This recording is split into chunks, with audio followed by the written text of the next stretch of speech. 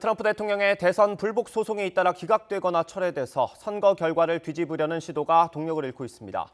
재검표를 요구하겠다고 공언한 북부 경합주 가운데 한 곳인 위스콘신주의 경우 우리 돈으로 80억 원 이상을 내야 해서 포기할 거란 관측이 나오고 있습니다. 워싱턴 연결해서 자세히 알아보겠습니다. 강태욱 특파원. 네, 워싱턴입니다. 네, 트럼프 대통령의 전략이 잘 먹히지 않는 모양입니다. 네, 그렇습니다. 예를 들어 미시간주 디트로이트에 개표를 두고 트럼프 캠프가 낸 소송이 있는데요.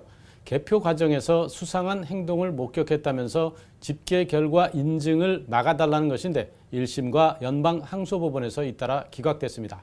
이를 포함해 우편 투표 기한 연장과 개표 규칙 준수 등에 초점을 맞춰 제기한 20여 건의 소송이 대다수는 이처럼 기각되거나 패소했습니다. 특히 트럼프 캠프는 핵심 승부처였던 펜실베이니아주에서 낸 소송과 관련해 광범위한 유권자 사기가 있었다는 핵심 주장을 포기했다고 블룸버그 통신이 전했습니다. 입증이 어렵기 때문인데요. 대신 일부 투표용지가 참관인 없이 집계됐다면서 개표 과정의 결함을 주장하는 쪽으로 쟁점을 좁혔습니다. 이에 따라 유권자 사기가 만연했다면서 펜실베이니아와 미시간, 조지와 위스콘신주에서 제기한 소송 4건은 스스로 취하하기까지 했습니다. 여기에 소송을 대리하는 로펌과 변호사가 줄줄이 발을 빼는 것도 이른바 대선 뒤집기 시도를 어렵게 하는 문제가 되고 있습니다. 네, 트럼프 대통령이 재검표를 요청해 주별 당선 확정을 늦추겠다는 전략도 어려움이 있다고요? 네, 재검표는 일단 돈 문제가 걸림돌인데요.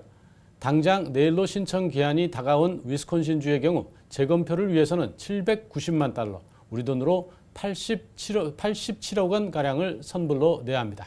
위스콘신 주법은 1%포인트 이하의 차이로 질 경우 패배한 쪽이 재검표를 요구할 수 있게 돼 있습니다. 개표 결과 트럼프 대통령은 0.6%포인트 차이로 진 만큼 신청 자격이 있습니다. 하지만 0.25%포인트 이하로 패배했을 때는 주에서 재검표 비용을 대지만 그보다 격차가 클 때는 신청한 쪽에서 선불로 비용을 부담하도록 하고 있습니다.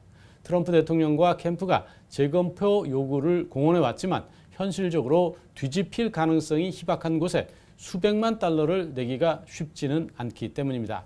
트럼프 캠프가 대선 다음 날부터 소송과 재검표 등에 대비해온 모금도 신통치 않은 것으로 전해졌습니다. 지금까지 워싱턴에서 YTN 강태욱입니다.